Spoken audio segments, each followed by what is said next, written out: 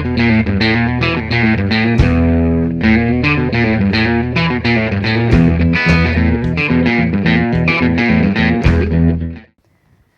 a todos e benvidos un día máis a Cotío. Como xa sabedes, o noso espazo de entrevistas en Badal Televisión. Hoxe está con nós Xosé Mosquera Casero, o presidente do Partido Galego, para falar un pouco de como está a actualidade neste momento.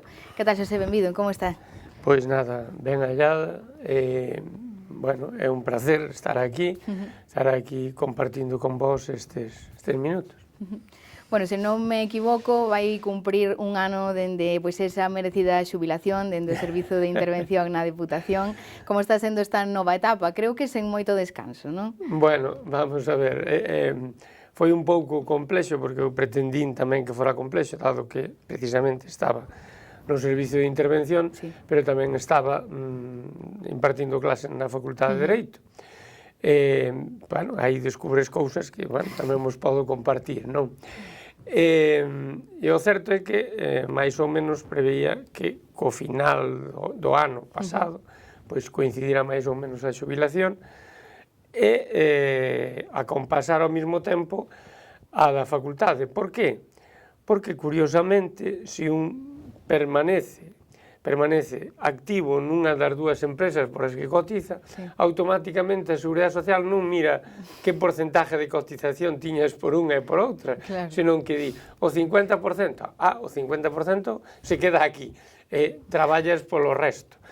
Pois iba a ser que perdía 900 euros todos os meses, cando realmente o espírito, diríamos, das normas, eu entendo que tamén un pouco de interpretación desas cousas sei, deberá ser procurar manter a actividade. Pois non, hai normas que non van nese sentido.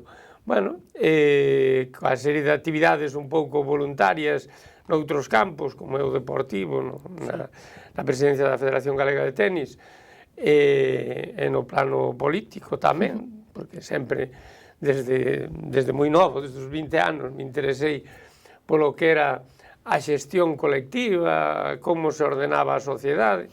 Bueno, pois tamén un está aí aportando o seu modo de ver a estas cousas, que eu creo que o meu modo de ver a estas cousas neste momento está un pouco en contraste co que sucede todos os días. Como explicaría eso? Bueno, eu creo que como se incorporou a isto, vamos a poñer ano 75, xa xoveu desde aquela unhas cuantas veces, bueno, 50 anos para lá, pois daquela a incorporación nese plano político era unha incorporación máis reflexiva, cunhos contenidos concretos, que eses contidos se trasladaban evidentemente tamén nun plano de respeto ás outras organizacións ou partidos políticos existentes. Por qué? Porque cada un tiña as súas opcións, esas opcións tiñan un contenido concreto, e ese contenido concreto formaba parte do diálogo, da conversación, para chegar un pouco a acordos, que en principio sería o obxectivo, que eses acordos se produzan en beneficio dos ciudadanos en xeral. Bueno, pois eu creo que agora, xa fai uns anos, pois estamos nunha dialéctica diferente. A posición de contido é escasa, e é escasa porque, diríamos, se traslada a cousas intrascendentes, de pouca relevancia, e realmente o contido profundo da argumentación e desas cousas, pois non se traslada. Por qué? Bueno, moi fácil de explicar tamén. Ninguén ten máis de 5 minutos ou 10 minutos, bueno, perdón, 5 segundos, aí me equivoquei eu, 5 segundos ou 10 segundos cos que dá o me gusta. Entón, nos acostumbramos a uns parámetros que eu creo que son irreais. Hai moitas cousas neste sentido que a min realmente me chocan. E é unha reflexión especialmente para os máis mozos, non? Que eu, de momento, consigo manterme ao marxen deso. Pero os máis mozos, pois, sistema de obter un montón de cousas que non teñen e queren nas ter de maneira máis inmediata. Pican ali, Amazon, tal, que cho suministre. Pero claro, eu fago a reflexión. Amazon, está lá un señor non se sabe onde, vai recibindo as monedas, riríase de todo o mundo con seguridade. E que conseguimos con eso? Bueno, conseguimos con eso o siguiente, a deslocalización cada vez maior do tecido económico. Por qué? Porque a tenda do lado non vende eso. E cada día non vende outra cousa. E non vende outra cousa e vai desaparecendo. Se desaparece do lado, desaparece tamén a interconexión connosco, porque esa tenda, a su vez, demanda outros servicios. E estamos construindo unha sociedade que eu realmente vexo que non vai ben, claramente non vai ben. Entón, pois, creo que esa reflexión debería ser compartida. Entón me comentaban, sí, vos que xa estuveste nesta cousa, debía desfacer, sí, pero eu tamén percibo que o eco é escaso. O eco é escaso, por moito que un intente e tal, bueno, pois o eco é moi limitado, limitadísimo, diría eu. Por qué? Porque hai unha corriente que vai nunha dirección determinada e a contracorriente, para facer movimento, requeriría dunha forza moi grande. Sí, exacto. Bueno, supoño que é unha comodidade na que se asentou a sociedade, cada vez todo máis rápido e máis accesible, non? Mais rápido, sí, pero eu non comparto máis rápido sin reflexión. Quero dicir, por poñer o caso máis actual, imos ver, desde logo, que é o caso máis actual e mediático destes días, desde o domingo, é un señor que colle a unha persona casi cunha mão e lle dá un beso porque el decide facer eso. Pois, a ver, eso non corresponde, nin procede, nin moito menos. Entón, é o inmediato do momento. Non, ese é un acto pésimo. E se un reflexiona un mínimo antes de facer cada acto, se é que ten esa capacidade, que algúns a poríamos en duda, pois evidentemente representa unha institución, debe comportarse con unhas formas determinadas, se non digamos outros xestos proliferados por o señor no citado acontecemento. Entón, logo, o foco sitúase neso, pero non se sitúa noutras cousas. Eu dicía tamén, comentando onte, que había unha especie de programas, unha especie, non, uns programas de televisión, donde había reflexión e debate de posicións diferentes, como era a famosa clave de José Luis Balbín, no seu tempo, que iban ali personas con puntos de vista diferentes, contrastaban esos puntos de vista, e iso sí que me parecería positivo, pero claro, iso requeriría pro que estaba vendo ese medio de comunicación hora e media. E agora non se lle dedica máis dun minuto. E claro, mensaxe cifrado nun minuto. É complicado. Eu vexo-me incapaz de facer ese tema, non? Salvo que un resuma así moi reducido e di que é o Partido Galego, por poñer un caso. É un partido galeguista. Con isto se entende algo? Sí, bueno, sí, que Galicia, os seus valores, os seus intereses, etc., están un pouco por encima de todo, a súa lingua, moitas máis cousas, non? Os seus sectores productivos, a pesca, o agro cada vez máis menguado, etc., etc. Bueno, pero, ademais diso, que é? Un partido europeísta. Pois sí, é un partido europeísta porque realmente, feita unha reflexión, e é feita a reflexión, no ámbito mundial, o único espacio de reflexión asentado sobre un sistema democrático, un espacio político, é o espacio da Unión Europea. Eu non me vexo en ningún outro sitio realmente como organización política, como territorio, como Galicia, como Estado español, pois colocado en ningún outro sitio, senón que aí, evidentemente, habrá cousas que un comparta máis e outras que comparta menos, pero me parece que é o espacio correcto de ubicación, e non hai outra posibilidade. Xa noutros tempos, algúns dos que gobernaron moitos anos, pois nos decían, non, temos que estar fora da OTAN. E eu dicía, espera, aquí neste espacio donde vivimos, donde están ubicados os países? Na OTAN, nos non alineados, ou no pacto, que daquela ainda había pacto de Varsovia? Pois na OTAN. Entonces dicías ti, neste espacio poden dicir moitas cousas, pero a lógica do contido que o rodea vai nesa dirección. Ahora, ben, as condicións de colaboración, como e tal, bueno, eso podémoslo falar, pero a ubicación real xa estaba un pouco predeterminada. Tan é así que os que decían que nos iban a sacar nos consolidaron dentro. Bueno, por qué? Por esa lógica que xa existía, non? Bueno, é así un montón de decisións.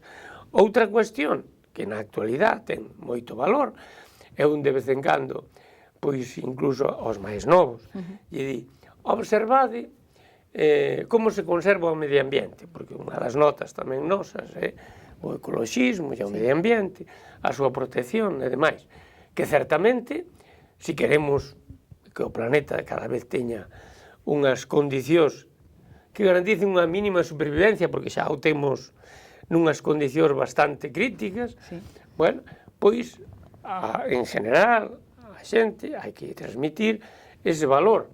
Que ocorre? Que eu aí realmente comparto máis o modelo nórdico co modelo mediterráneo, o modelo español. O modelo nórdico é que te premian cada vez que faz un acto de ecoloxismo. É dicir, ti levas un bote ao seu sitio e recibes uns céntimos para o supermercado. Claro, aquí non hai ese premio. Creo que se houber ese premio non había un bote nin por ningunha parte, nin escondido debaixo unha toxeira. Sería imposible. Seguramente. Bueno, pois, conocendo un pouco a psicoloxía, creo que hai que ir tomando decisións nesa línea, é dicir, de favorecer que as persoas, que os ciudadanos, se fagan cada vez máis defensores deses valores porque entenden que conveñe. Xa non igual por conciencia, porque por conciencia, se observamos todos os días os lugares onde se deposita o lixo, vemos de todo tipo.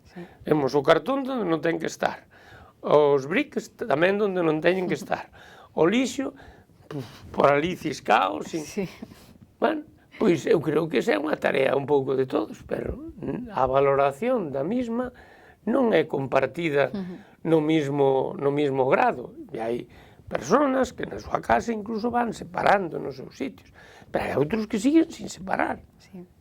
Bueno, pois se houbera o premio por separar, probablemente había un estímulo que levase a facer eso correctamente.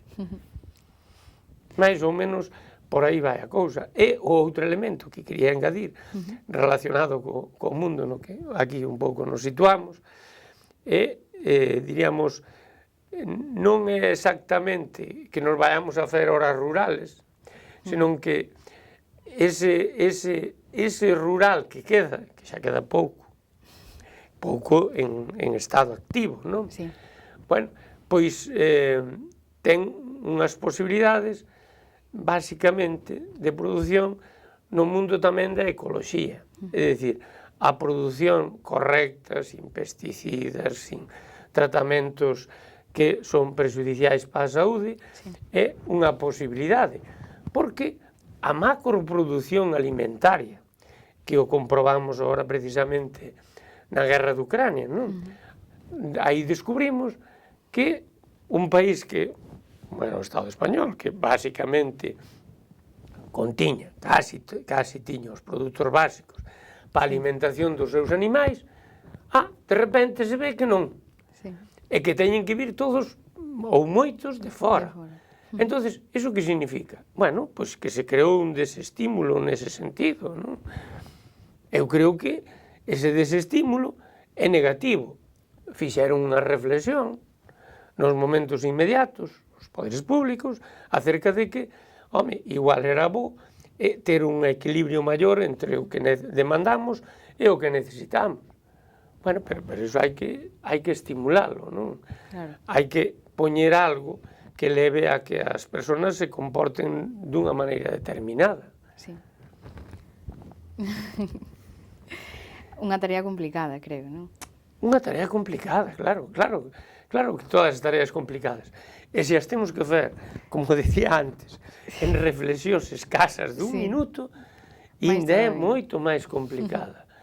Eu creo que todas as transformacións requeren un tempo de reflexión amplio.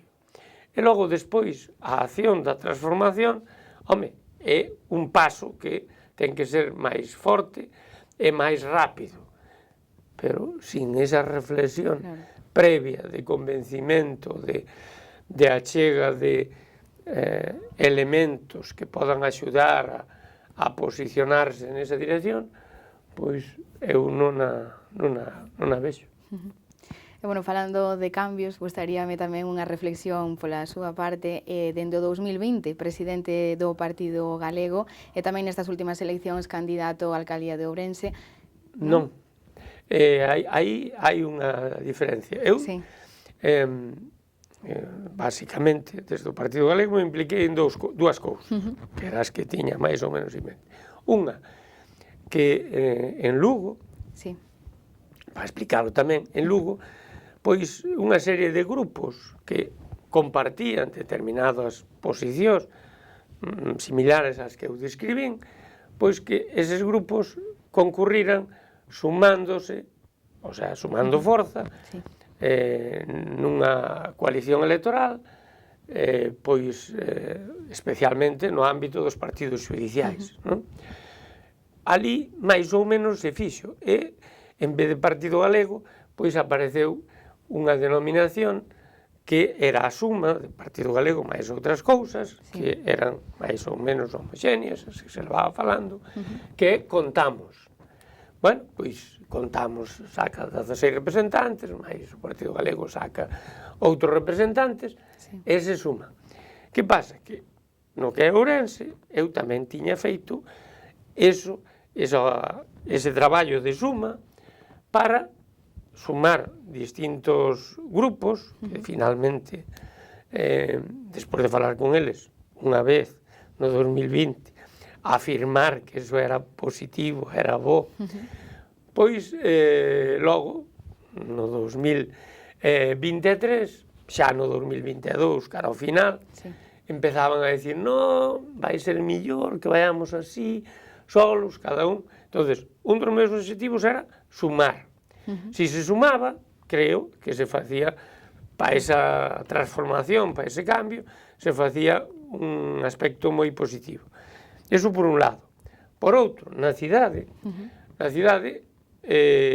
o obxectivo era, frente ao que existía, o actual alcalde, que sigue de alcalde, máis os que se presentaban, pois presentar unha candidatura na que se visualizaran os valores da integración home-muller, os valores de as persoas mozas con participación activa nese proxecto, que ao mesmo tempo xa estiveran insertadas no mundo laboral, que así ocurría con elas. Entón, punha por esas persoas, pero me topei ca súa negativa. Entón, non forzamos a máquina, simplemente quedamos aí, non me presentei a esas eleccións, e, bueno, se non me presentei, a idea do que quería fazer sí que a tiña clara. Porque se quería demostrarlle tamén á sociedade que había outras formas de aglutinar persoas en torno ao que era un proxecto político.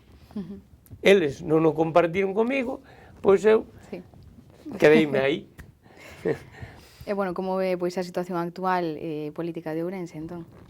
A situación política de Ourense, realmente, por un lado, de Ourense provincia, cambiou, é dicir, mudou un pouco, pero mudou no sentido de pasar máis dunha dirección político-personal, porque durante bastante tempo esa dirección política do Partido Popular era unha dirección política asociada a unha familia que veu mantendo aí o poder, e agora, por o que se ve, pasou dese diríamos, control ou tutelaxe familiar a o que un pouco o control desde o punto de vista da expresión política da organización.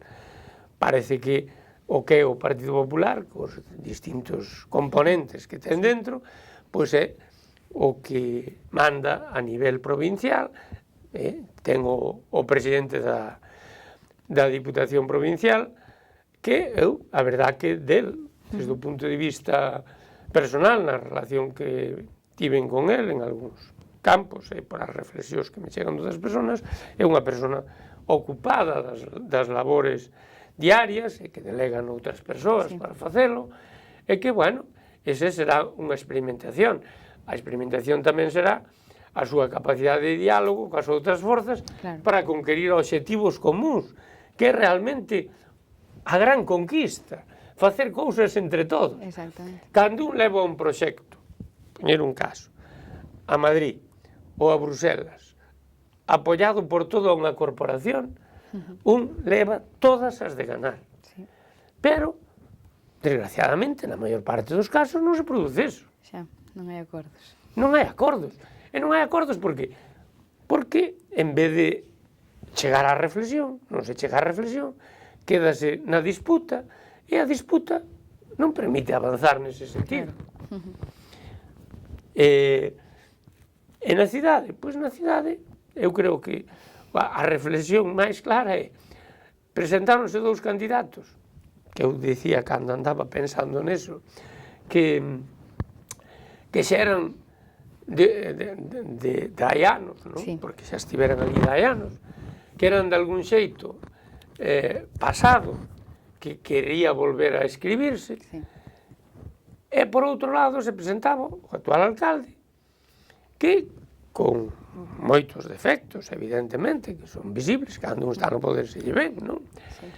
Pero que estaba nunha gestión dinámica de máis ou menos ir cumplindo aquelas cousas que planteou, facendo unha serie de actividades, sacando o bono dos 100 euros, bueno, facendo toda unha serie de cousas que ao final creo que levaron a unha parte importante da población a decir, bueno, é preferible este que estes dous que son un retorno atrás.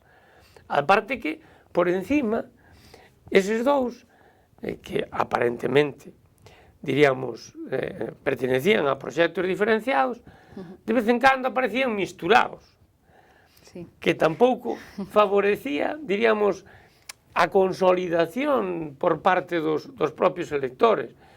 E logo, pois, unha cousa tamén tradicional ali en Ourense, que a organización do Partido Socialista, cada vez que vai un candidato, hai dous ou tres que son os que van á contra deso. Eu non son capaz de entendelo. É dicir, a organización un pode ser máis entusiasta ou menos, pero seguirá sendo a organización deles, e non pretendo resolverlles o seu problema. Pero, certamente, debería ser así. Eu poderei ser máis entusiasta ou menos do proxecto do Partido Galego, pero sempre dando apoio a ese partido para que teña o mellor resultado posible. Bueno, pois temos que deixalo aquí. Moitas grazas por acompañarnos con estas reflexións. Bueno, seguiremos vendo como avanzan estes a futuro os cambios na sociedade, entonces. A ver, Pouco a pouco. iremos vendo. O que pasa é que tamén hai outra reflexión, como os dicía cando empecé, non? Sí. Cada vez vai acumulando máis trienios, non? Sí. Máis anos. Experiencias. Si ben é certo, tamén o dixen antes na reflexión, eu creo nun proxecto que teña viabilidade. Claro. Vale? Por eso falaba non tanto do Partido Galego como cousa exclusiva, sino da suma de grupiños que teñen a súa representación, incluso en corporacións locais, e eses grupos se sumen porque comparten obxectivos. Claro. Reflexionado eso, pois con eso se pode camiñar para diante. Cunha bandeira dun grupo demandando que o sigan os demais e sin que os demais ciudadanos en xeral vexan unha forza que pode ter perspectivas de ter representación no futuro, non o vexo. Por tanto, nesa tarea tampouco me vexo. É a mesma reflexión que fixen no que era a candidatura municipal. Si vía os integrantes que tiña que ter, iba ben, se non os vía, pois non o vía correcto, e neste caso, pois será exactamente igual pola miña parte. Os demais, xa non sei. Todos un pouquiño máis de reflexión, como final, podemos reflexión final a esta entrevista, todos deberíamos reflexionar un pouco máis, non? Eu creo que sí, é dicir, unha reflexión, eu creo que a comparte todo o mundo. Unha reflexión de 5 minutos, e non digo máis, digo outra, ainda máis importante. Unha reflexión que nos leve a tomar a decisión sobre unha cousa ao día seguinte, realmente é unha decisión sempre moito máis acertada. Porque pondera máis puntos de vista, claro, e non fai unha resposta inmediata, que claro, unha resposta inmediata, sin reflexión, pois a calquer comentario, a calquer cousa, pois realmente poderá ser unha resposta, pero desde logo a máis axeitada, a mellor escollida e a mellor pensada non o é. Non, seguramente non. Entón, vamos contra a corriente nese aspecto, pero creo que sería moi positivo. Ainda hai esperanza, ainda hai esperanza. Bueno, a esperanza xa sabemos que é o último que se perde. Moitas gracias por acompañarnos, Xosé. Nada, moitas gracias a vos. Vale. E os nosos espectadores, moitas grazas por estar con nós. Vémonos mañá de novo en Acotío.